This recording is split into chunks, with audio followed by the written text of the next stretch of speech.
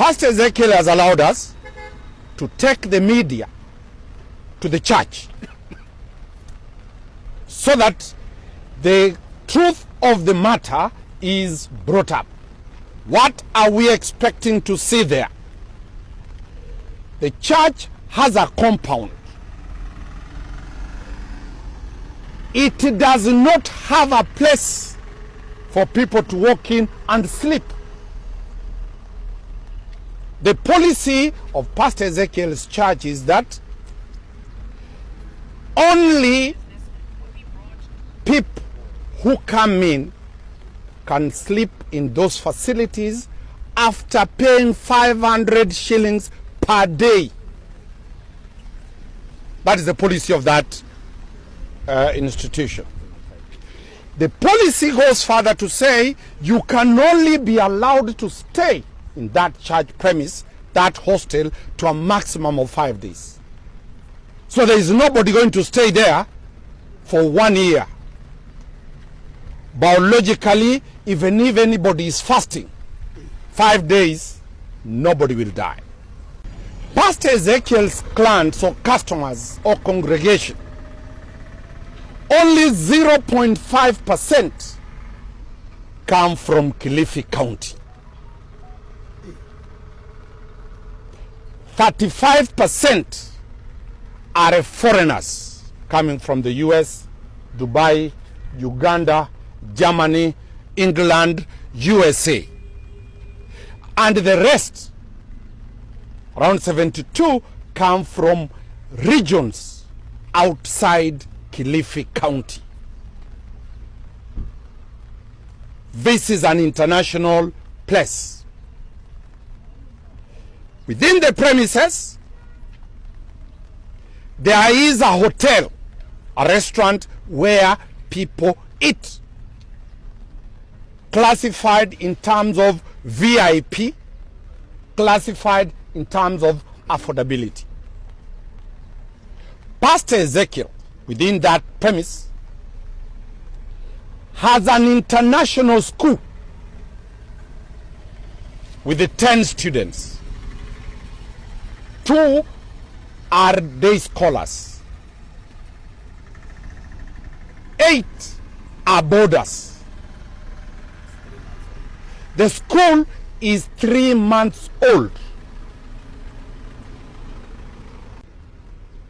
The place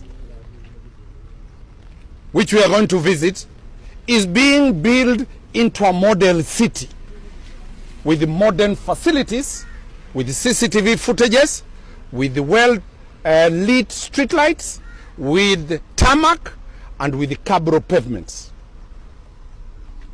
That is not the place that everybody is saying that people have died. In the 1 year and 1 month that the institution has been in existence, a total of around 15 people have died within Pastor Ezekiel's premises. The policy of the church is that only people, if a patient is coming who is very sick for prayers and for miracles, that person will not be allowed in unless accompanied. Once these people die, the family person accompanying them, some of them are brought in buses, they have already died, they are being brought, and almost a dead person and pronounced dead. The policy is that those who have died, the family members take them to take that report. We'll give the number of all the 15 OBs that the police have. No death has occurred that the police have not been involved. None of those deaths have been reported by the church.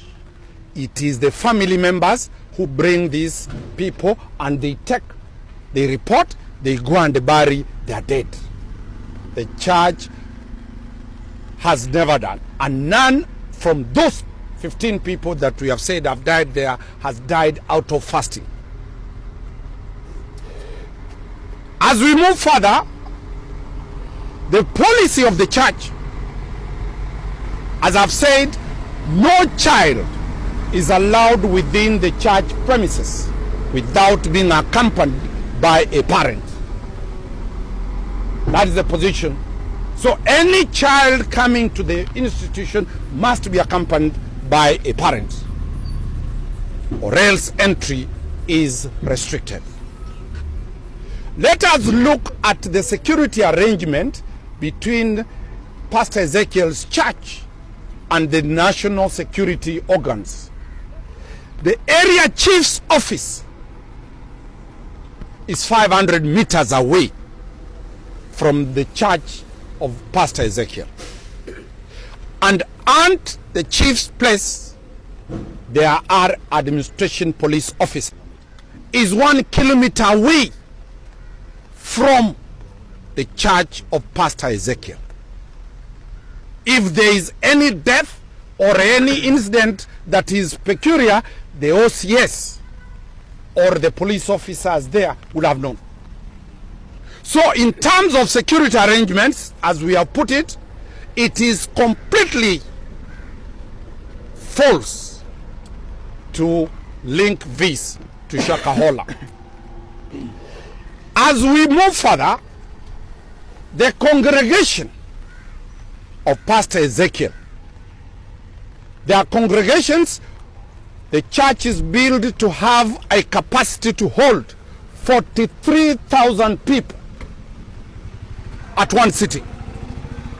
Every time these congregations are there, the police Land Rover, the OCS, puts, because of the large number of people that are coming there, every time there is such a congregation, the police Land Rover with uniformed police officer and civilian armed police officers and regular patrols 24 hours are at the guard of that church. There is nobody who has been detained in this place. A narrative has been put about a funeral home, a mortuary called Milele.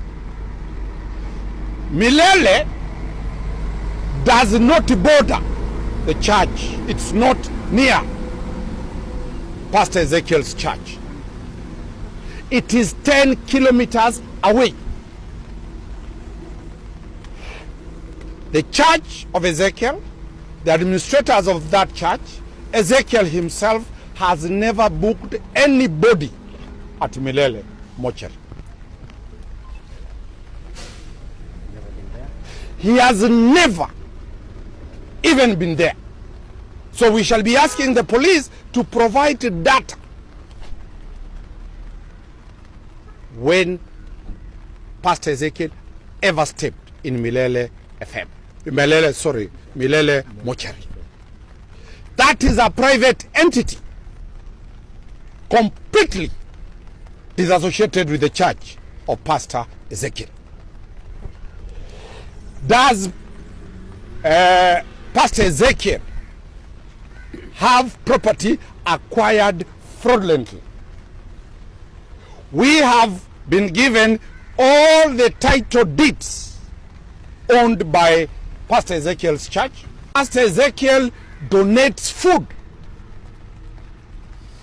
A few days ago, he had donated food to Turkana. He has given food to Mombasa County. He has given food donations to the whole country. He has a hotel. Is that a person ready to starve people? And he runs a food chain and he donates food? That is a serious issue that we need the police to put very, very clearly to perspective.